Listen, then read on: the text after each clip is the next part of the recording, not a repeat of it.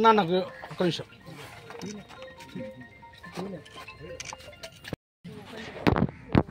Honourable MLA Palakurthi busy ఉండడం వలన vice chairman గారు ఇక్కడికి రావడం జరిగింది.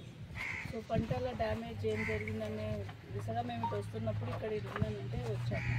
బట్ బేసిక్ థింగ్ ఏంటంటే ప్యాడీ ప్రొక్యూర్మెంట్ సెంటర్ ఓపెన్ చేసుకోవడం ఎంత ఇంపార్టెంటో ఇప్పుడు రైట్నో ఇప్పుడున్న మన పరిస్థితుల్లో అకాల వర్షానికి ఏదైతే మన డ్యామేజ్ ఈ విలేజ్లో మనం చూస్తే కొంచెం ఎక్కువనే కనపడుతుంది. సో అది ఆ అసెస్మెంట్ అనేది ఇప్పుడు అగ్రికల్చర్ డిపార్ట్మెంట్ టేకప్ చేస్తారు.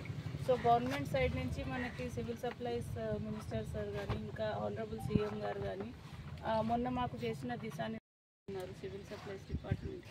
సో అలాంటివి ఏమన్నా ఇక్కడ ఉంటే కూడా మీరు మాకు ఎస్కలేట్ చేయండి.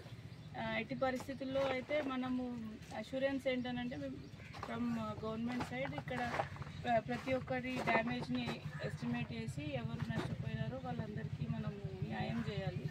సో దాని కొరకే మనం పనిచేస్తాం. సో ఈ ప్రొక్యూర్మెంట్ సెంటర్ ఇప్పుడు రావడం కూడా important. So as quickly as possible ఇక్కడ ఉండే ఐకేపీ సెంటర్ కాబట్టి ఎంట్రీ వాళ్ళు రాగానే ఓపీఎంఎస్ ఎంట్రీ చేసుకుంటే ఇమీడియట్గా వాళ్ళకి అమౌంట్స్ పడే అవకాశం ఉంటుంది కాబట్టి క్విక్ డిస్పోజల్ చేయాలి. ఒకటే రిక్వెస్ట్, ఇక్కడ ప్యాడీ క్లీనర్ ఉంది ఇక్కడ ఈ సెంటర్లో, ఎక్కువ కావాలంటే ఇస్తాము.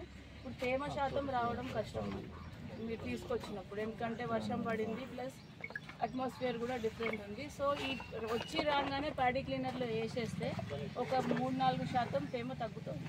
మా అబ్జర్వేషన్ చాలా ప్లేసెస్లో అది. ఇంకోటి ఏంటంటే మీకు తరుగు కూడా ఉండదు, ఒకసారి క్లీన్ అయిపోతుంది, అది మీకు కూడా ఇష్యూస్ ఉండవు. సో అది మ్యాండేటరీ పెట్టుకోండి ఐకేపీ సెంటర్ వాళ్ళు. వచ్చి రాగానే మీకు మెషిన్స్ తక్కువ అయితే మీరు అడగండి, బికాస్ మన దగ్గర ఆల్మోస్ట్ 300 మెషిన్స్ ఉన్నాయి. మీకు ఒకవేళ మీ సెంటర్కి ఇంకో మెషిన్ కావాలంటే 3 ఫేజ్ కరెంట్ పెట్టుకొని మీరు అడగండి. ఓన్లీ రైతు ఒక పర్సన్ని తెచ్చుకుంటే చాలు. వచ్చి రాగానే వాళ్ళు తీసుకొచ్చి అందులో వేసేసి